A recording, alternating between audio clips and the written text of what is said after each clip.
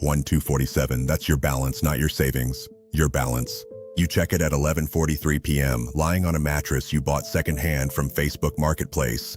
The number doesn't change. You have $31,000 in student loans, $4,200 on a credit card, and a direct deposit that hits on Friday that is already spent. You are 23 years old. You are not behind. You tell yourself you are not behind. But every grocery run is a calculation. You put the olive oil back, you buy the store brand, you split a streaming password with someone you don't like anymore. Because canceling feels like losing ground. This is what zero feels like. Not dramatic, just a low, constant hum of arithmetic running underneath everything you do. You don't talk about money. Nobody does at this level, but everybody is doing the same math. You watch your bank app more than your messages. You know your account number by heart. You move $200 to savings and move it back 3 days later. This is the level where money is not a tool. Money is the air. Either you have enough or you're already suffocating and you can't always tell which one it is. The first rule, at zero, your relationship with money is entirely emotional, and emotional decisions compound in the wrong direction. You get the raise, not a big one, $6,000 a year before tax. It lands as $387 extra per month. You felt rich for approximately one afternoon. Then the car needs $900 in brake pads and rotors. You learn that expenses expand to meet whatever space you make for them. You pay off the smallest card, $200. You screenshot the zero balance. You send it to nobody because nobody would understand why this screenshot means what it means to you. But it means everything. Because for the first time, a number moved in the right direction because of a decision you made. That's the beginning. You crossed $10,000 in savings for the first time. You're 26. You've never had 5 figures before, not once. You check the balance constantly for the first week. Not out of anxiety this time, out of disbelief. The psychological weight of $10,000 is disproportionate to the number itself. You feel like you've crossed into a different category of person. You start reading. Not self-help, not motivation, actual books about how money moves. You learn what an index fund is.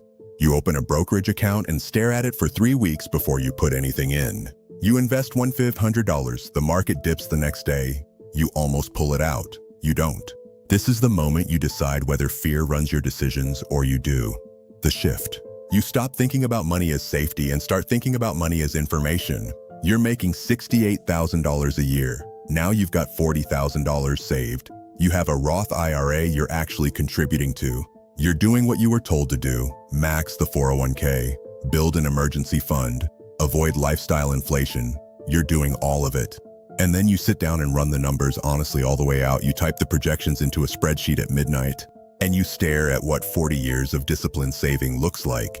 And something shifts, because the number at the end is not what you thought. It's fine. It's enough. It is not what you want. This is the competence plateau. You are good at surviving. You are not yet good at building. The second rule, salary is a ceiling dressed up as a floor. The moment you see it clearly, you cannot unsee it. You start a side project. It's just a thing you do on weekends that makes $400 a month, then $900, then $1,700. You don't tell your employer. You don't tell most people. You reinvest everything back into it for 14 months. Your net worth crosses $80,000, then $110,000. You start feeling the gap between where you are and where a salary alone would have taken you. The gap is where the leverage lives. Your investments return $3,800 in a single year without you doing anything. You know what an asset is now, not theoretically. Physically, something you built or bought that earns while you sleep. Your relationship with time changes. You start measuring hours differently. Every hour spent on something that doesn't compound is an hour the machine isn't running. You cross $150,000 in net worth, you're 32. You have a rental property with $44,000 in equity. You start saying no to things. A destination wedding, a group holiday where you'd be subsidizing 3 people. No, no, no. You feel the friction in the relationships. You stay quiet and you say no anyway. You stop spending money to maintain relationships and start protecting capital to build options. At $300,000, your money is starting to have a personality. It has preferences. It wants to go certain places and resists others. You don't panic about the loss. You understand now that this is the cost of being in the game. You don't pull back, you reposition. The third rule, below $500,000, you are still buying assets. Above it, assets start buying each other. You can feel it. $670,000, $810,000. You stop sleeping as well. Not from stress, from intensity. You're running scenarios in the shower. You turn down a job offer that would have paid $210,000 a year in salary. Your parents don't understand. Then it happens. A Tuesday, your brokerage updates and the number is $1,040,000. You thought you'd feel different. There's a quiet satisfaction and then it's not enough. $1 million at 4% is $40,000 a year. That's not freedom. That's a starting point. The milestone was the proof of concept. You stop going to events, the startup meetups, the finance seminars. You are building something now that exists in a different conversation. At $2.3 million, money stops being a source of anxiety entirely. It is simply a resource. The way time is a resource. You think about allocation. You hire a wealth manager, then fire him when you realize you know more than he does.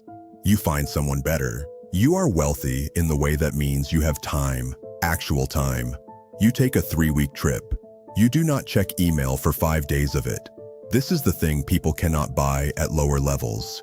The fourth rule, wealth is not what you accumulate. It's what you no longer have to do. At $5 million, the game changes texture. It's no longer about building. It's about positioning. You are moving capital now, not working for it. You start meeting people who are at $20 million, $50 million. You study them. They are not trying to win each hand. They are trying to stay in the game longer. You stop talking about money with people who don't have it. Not out of arrogance, out of accuracy. At this level, $500,000 is a position size. It is not a life-changing sum. At 14 million, you walk into rooms where decisions are made. You are at the table because your pattern recognition is genuinely useful. That is a different experience of being powerful. The fifth rule, at $10 million, your reputation becomes a financial instrument. It earns returns independent of your decisions. You make a decision that you would have described as morally complicated 5 years ago. The company's margin improves. You don't feel good, you don't feel bad, you feel the distance. Your net worth crosses $30 million. You are 54. You have structures in place that will outlive you.